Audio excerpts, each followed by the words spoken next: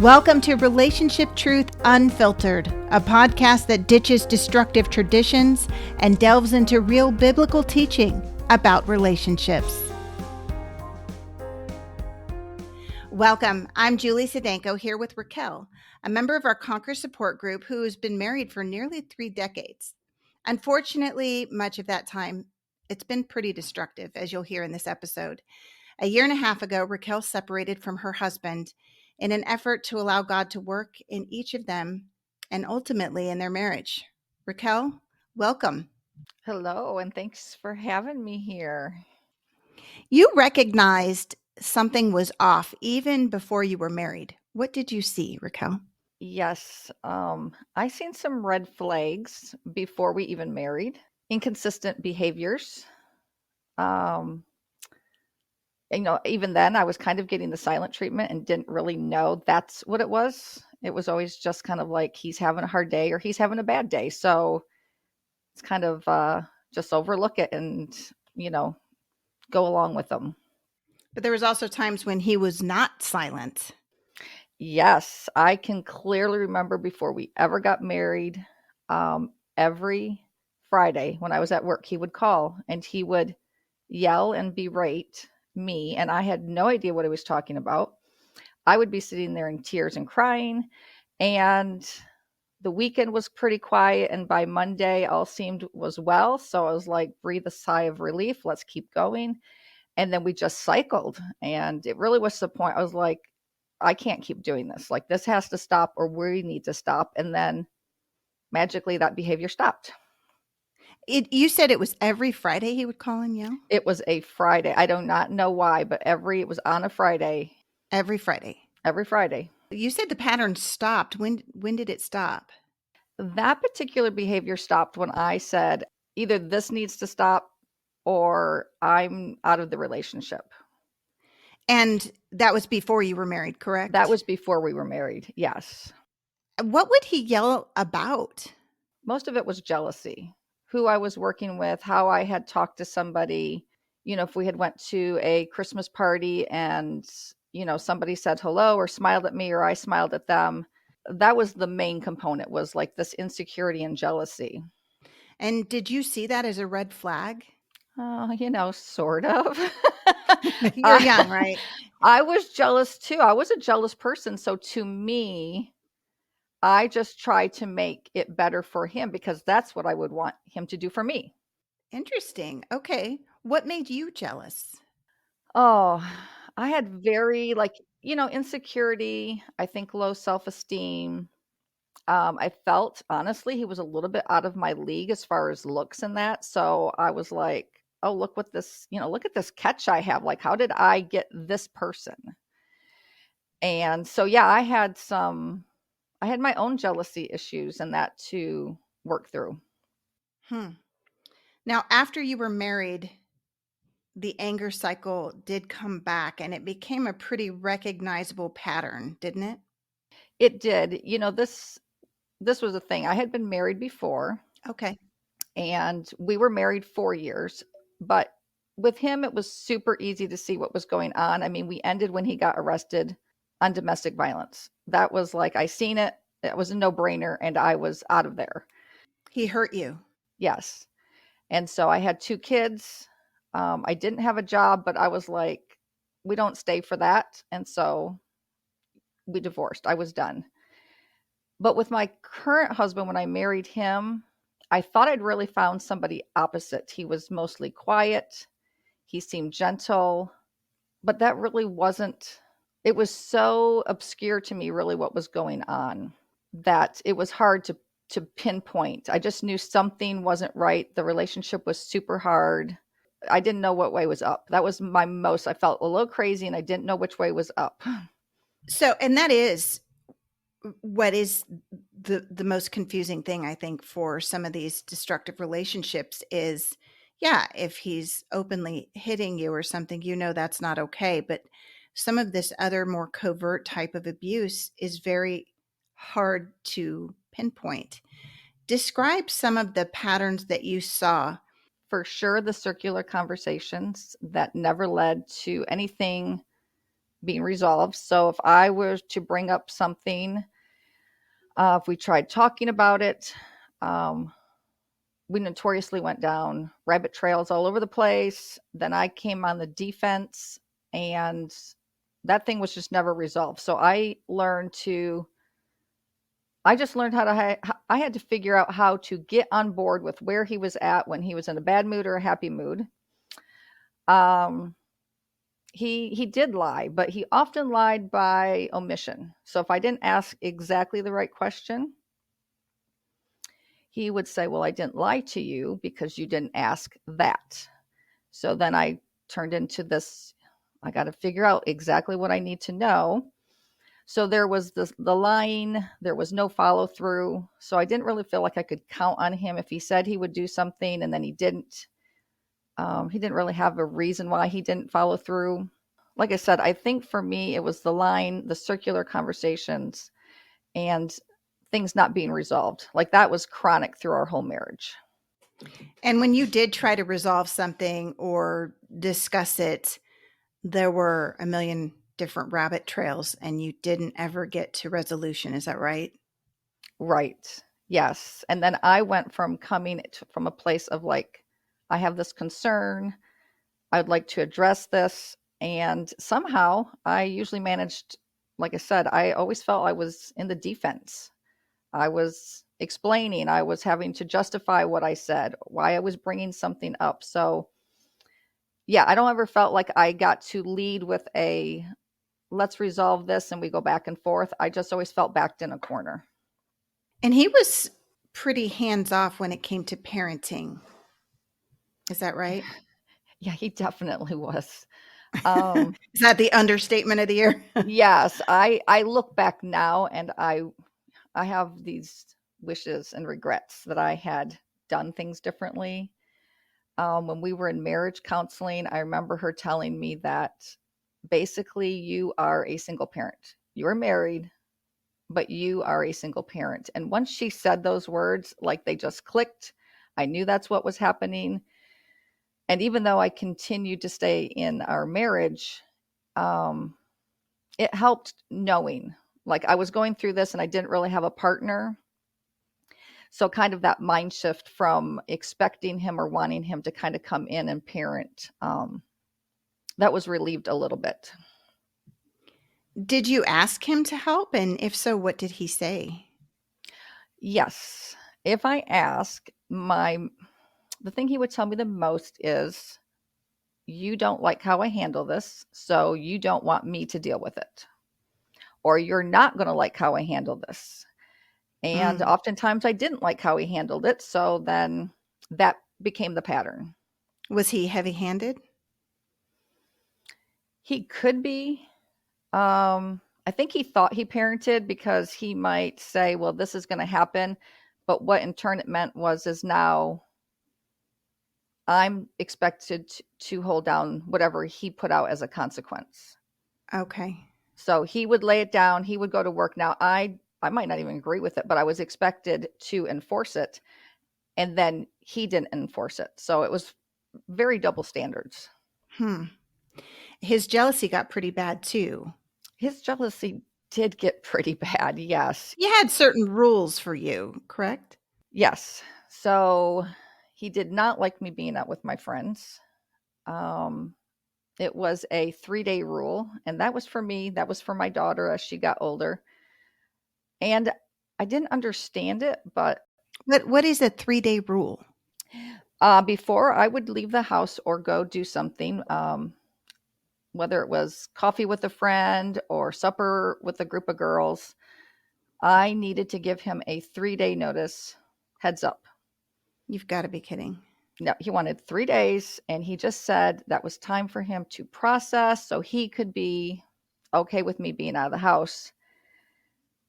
I didn't think it sounded right, but honestly, Julie, I was like, if this is what the man needs, I will try to give him a 3 days heads up as best as I can. And And then what would happen if you got a last minute invite from a friend? Were you just not allowed to go? nope, he would never say he didn't allow me to do or not do anything. because he didn't want to feel like he was selfish or controlling. So he would never say, no, I don't go. You can't go. He would never say those. It was But there'd be a more, price to pay? yes, yes. Yeah. I would come home, and as soon as I get home, there's like dread. I don't know if I'm walking into a house where he's just going to talk to me because he is okay with it, if he's going to give me the silent treatment. Those were usually the two options. Hmm. And it was really the unknown that was the unnerving part of it. Now, when he was giving you the silent treatment, were you kind of expected, or did you try to go prod him and appease him, figure out what's wrong, walk on eggshells? How did you handle the silent treatment? I did all of those things. Probably for half our marriage, I would be trying to extract information. What did I do? Why are you upset? I would spend so much time doing that honestly, like, it was hard for me to even function, to feed kids, to Hmm. just take care of them, because all my energy was so focused on what was wrong with him and why wasn't he okay with me. There were the eggshells. He oftentimes said he felt like he was walking on eggshells, which just seemed to blow my mind. I don't know how you could be walking on eggshells. But yeah, that was kind of how it was for the most part of our marriage. Now, the jealousy or the rules weren't just there was more than just a 3-day rule. You had rules about how you dressed. I think it even got to the point where you couldn't wear perfume. Is that right? Yes, and I wouldn't say they weren't his rules. They were things I chose to do so that I didn't either hear it back from him, about where you're going or who you're seeing. So it was my way to kind of just shrink myself. So if I had put perfume on because I love it, he would be extra jealous. Um, I just learned to dress in baggy clothes and downplay my looks. And Mm. like I said, it was never, honestly, nothing in our marriage was really anything because he said, don't wear this, don't do that. It was all, what was the repercussions behind it? And that was a disconnect from him, which is what I didn't want. So, what would he say if he saw you dress in something pretty or smell with a nice perfume, smell good? What would he say? He would most likely say something of, where are you going? Who's going to be there? Or who was I trying to impress? He was concerned if I went out with a group of gals and we went to eat, that the server would always hit on me. Hmm. Um, and I was like, that doesn't happen. And so, really, at some point, it just became my mission to prove him wrong. I was going to prove to you that I wasn't out there doing anything wrong. I loved you dearly. I wasn't cheating on you. And that is an exhausting place to put yourself. Hmm. Yeah.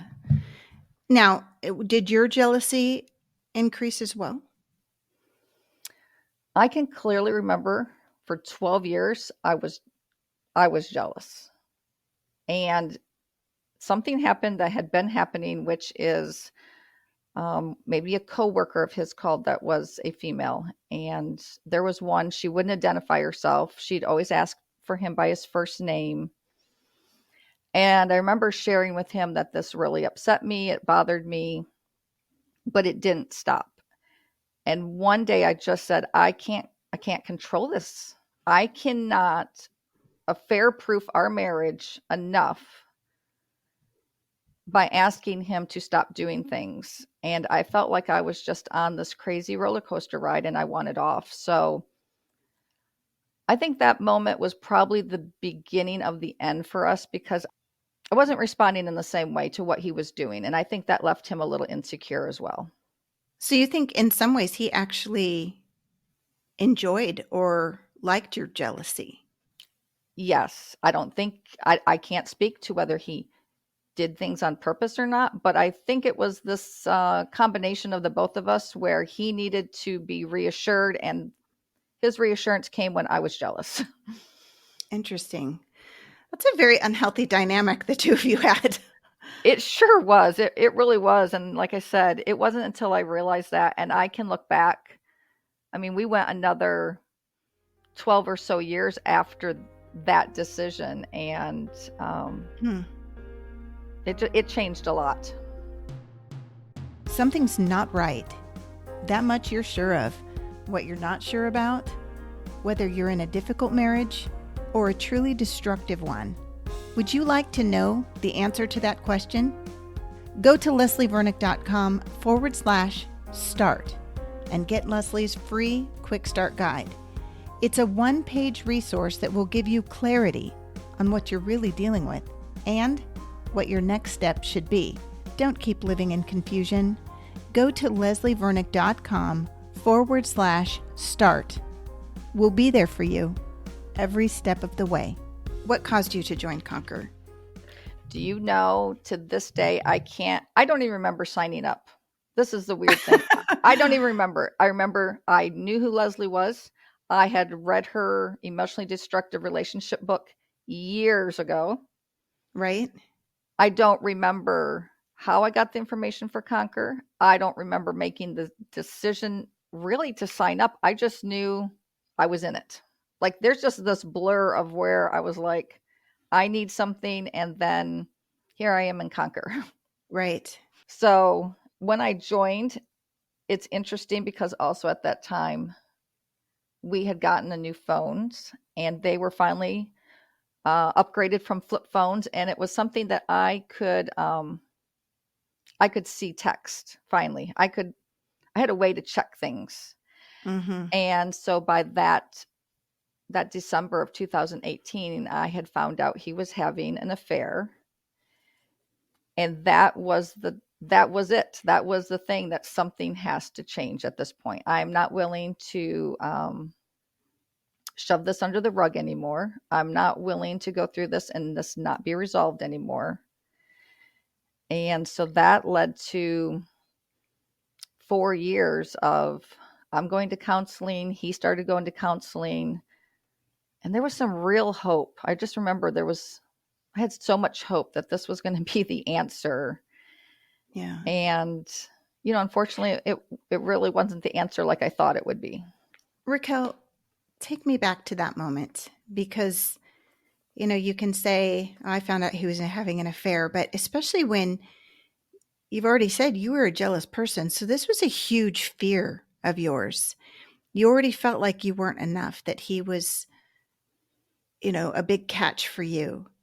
And so to find out kind of your worst nightmare is happening, talk about that moment and what your experience was like. Yeah, I think I'd been detaching so much that when I found it, I didn't actually process fear. It was, I had proof. I finally had proof after so many years of believing these things had been happening, but I never had proof. Okay. And so I just kind of skipped over this, oh, he's having an affair and how bad that might feel, to, I finally had some proof that I felt like that's what I needed. I needed to have proof before I could make a decision in my relationship to leave or to stay. So it was almost like a confirmation and a yes, I knew it kind of feeling. Is that Oh, right? yes. It was Okay. more of a relief than any fear. I think the fear came later when it was like, maybe this isn't going to work out. Yeah. And, maybe he's not going to do his work like I want him to do his work. Hmm. So I would say that's probably where more the fear came in. Yeah. When I found out, I had no tears. I was just like, finally, what I've been feeling all these years, like I knew it. Okay. Now he had such a thing about deception. So when you confronted him with it, how did that go? Did he try to deny reality? Yes, and let me tell you, Julie. So a couple days before, I've become an excellent Sleuth. I look at I'm a checker. I'm like, gotta check to make sure my intuition matches up with what I think. So I want to check his emails and I want to check this. And a couple days before, God had really laid it on my heart, stop checking, just stop. And I was like, Hmm. okay, no more checking. I'm going to trust you when the information hits. And it was the day before Christmas. And he had went to take a shower and I heard his phone ding and I wasn't going to look because I had already said I was done. And then I felt like God was like, but look. And I was like, nope, I've already decided I'm not looking. And so I look and then that's where the confirmation comes in. Like I see the text Mm. and I felt like God was like, I want you to confront him with this. And I was like, not happening. How about we decide in January after Christmas is all done? Then I'll do the Yeah. confronting. And he was like, no. And I'm like, well, I'm waiting until January. And I just remember my husband walked out into the bedroom. And before I knew it, my mouth was moving. And I was like, who is so and so? And why is this on your phone?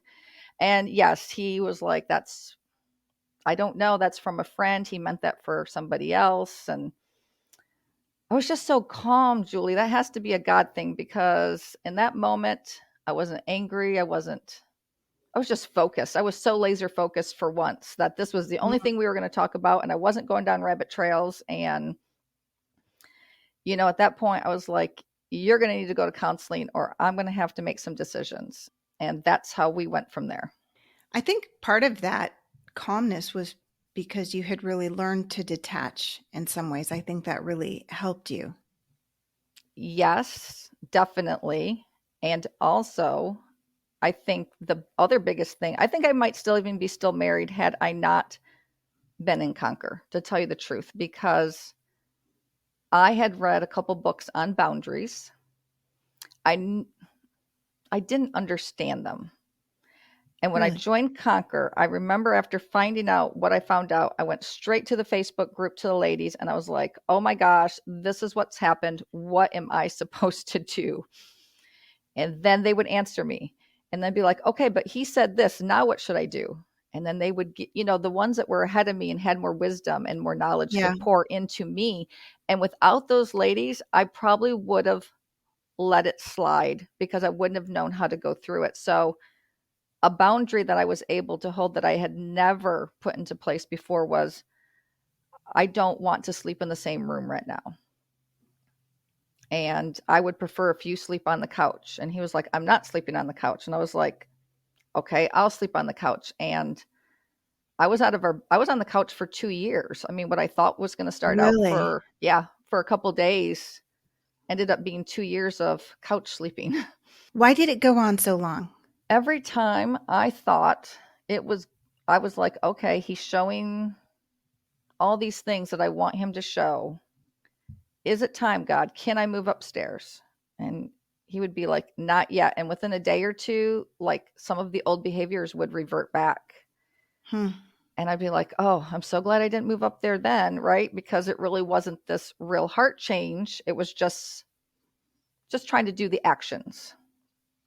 Right. And so yeah, it never really became a heart change. He had different ideas of what it looked like going forward than I had. Now, I thought you're still married. Is that not correct? I am, yes. He moved out a year and a half ago, Okay. and our divorce is pending. I hope it's somewhere in the court system. I'm not sure, but yes. Okay. So you have filed for divorce then. Yeah, he filed for divorce. Okay. And it was like one of those things I don't want, but I knew where we were at. It's what was going to need to happen. Why didn't you want it? I just wanted to stay married to that man. I Why? I just loved him. I can see a lot of my unhealthy behaviors though in there of wanting to love him enough so that he would be okay, that I could be a good fixer. I remember my counselor always saying, that's not your job. Your job is not to fix him. You don't have the ability to fix somebody. And I was like, oh, okay. But I'd already been divorced before. And Right. I just had in my I just had made this deal, I guess, with myself that I would just never be divorced again. And so, with a looming divorce as a possibility, it was like, that's what, it comes back to, what does that say about me that I'm now two times divorced, right? So it was like, let's just try harder. I even thought maybe I can sweep this underneath the rug. Maybe I can stay. Maybe it won't be so bad going forward, because the idea of being divorced and on my own after almost 28 years of marriage is a little daunting. Yeah.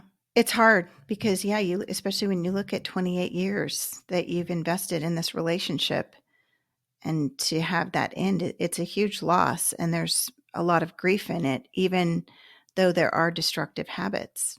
Yes, I think that's one of the things I'm most surprised about was after he moved out, it was like like you said, there's just this huge relief. There's no more eggshells. The house just feels more peaceful. And, I had that for almost, 6, 7 months. I kind of lived in this relief. And it's probably within the last year that I feel more of the grief. The grief kind of Mm, comes and goes. And, I remember he came after he moved out to pick up some things, and he had a U-Haul, and, he was being just, kind, and how are you doing? And I was like, golly, this just doesn't compute, like, this is a divorce, and he's just being like, how are you doing? And anyhow, when he got ready, he left and he was driving down the street. And I just remember thinking, like, that's supposed to be my person. He's my mhm, person. Where is he going? Why is he leaving? mm.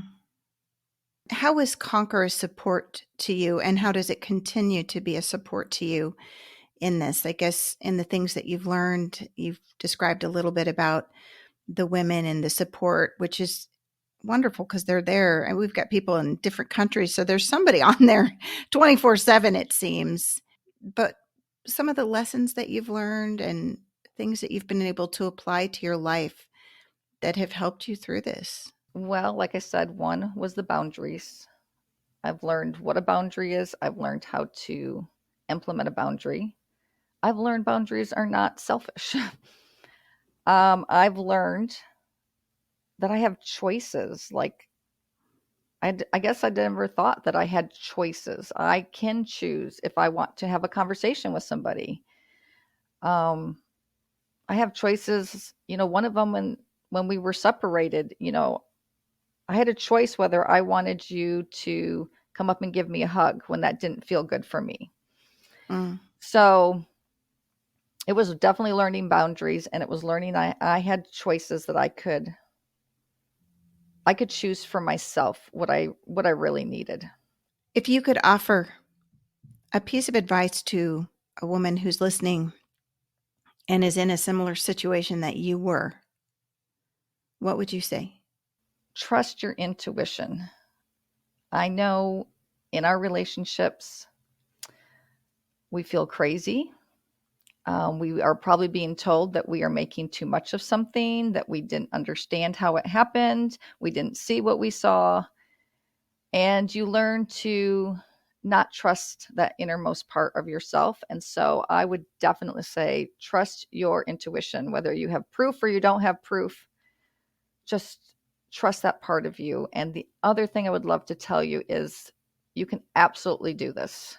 I've been a stay at home mom for 28 years, raising kids and homeschooling, and I never thought I could be the one out here making it on my own. And even though it seems scary, it's totally doable. That's excellent advice. Thank you so much. What would you say to a woman who is considering joining Conquer? Oh, that's a no-brainer. Join. Just just say yes. How Can do you you really not? feel? Just say yes. You are not going to regret this at all. My gosh, it is so life-changing. The teachings, the community of women, the support you get. I've never found this somewhere else. And I have my own counselor and I have a group of friends, but this community, with these biblical teachings, which are so important to us because we don't want just, a counselor to be like, yeah, just leave. You can leave, right? We want to know, what does God say about this? And how does God direct our steps? And does he say it's okay to do this? You are going to find that all here in this group, in this community. So yes, just join, say yes. Julie, it's been phenomenal because I have went through all these years. Me and my sister basically went through the same kind of marriages, but hers were more, he was in your face yelling, screaming, where mine was like, I mean, is he a nice and kind person? Yeah, if you're not married to him. That's what I always tell somebody. I love that man, and he's a pretty decent person if you are not in a relationship with him. But we spent all our times calling each other through our years. I would cry, she would listen. She would call me crying, I would listen. Couldn't help each other because we didn't know what the heck was going on. And once, like, I got a hold of this, and I had verbiage, I had words to use now. I knew how to explain what was going on. And I will never forget, I had a conversation with her, and a year later, she said, I totally see it, and I'm done. And whereas mine has been this very slow process of going through, she was so clear. Like, hers was like I got it. Even for my daughter, she's in a similar relationship, and it breaks my heart because I'm the one that showed her. And so, but I have words I can use to plant seeds. And I think one of the things with being courageously committed to the truth, I have 2 nieces. I have a granddaughter that they have, whether it's their dad or their mom, instead of like being like, well, they just had a hard day or whatever. It's like, no, I'll speak truth to that. I will validate what you're feeling. So yeah, I'm like, like I said, I think I probably would still be married because I just wouldn't have had the tools to figure out that it was okay to leave. How are you today? I'm good. I'm working on my mindset a lot, trying to get out of the, I think coming out of a marriage before where I was young, I had no job. I had 2 kids. And I was just as bold as could be that I'm not staying here and I'll figure it out. There was a lot of like scarcity. I never had enough money, right? It was just always this very unstable place I felt in, which is kind of what led me to now marry who I married, right? Mm-hmm. Because now this is like somebody to take care of you again. So I just think, yeah, it's a little scary again, but I'm older, I'm wiser, and I can figure this out. I'll figure it out. That's so good. Raquel, thank you for sharing your story. Thank you for listening to Relationship Truth Unfiltered. If you need clarity on whether your marriage is difficult, disappointing, or destructive, go to leslievernick.com/start for Leslie's free quick start guide. It's totally private and will help you get clear on your next step. Again, that's leslievernick.com/start. Until next time, may God bless your relationships with Him, with yourself, and with others.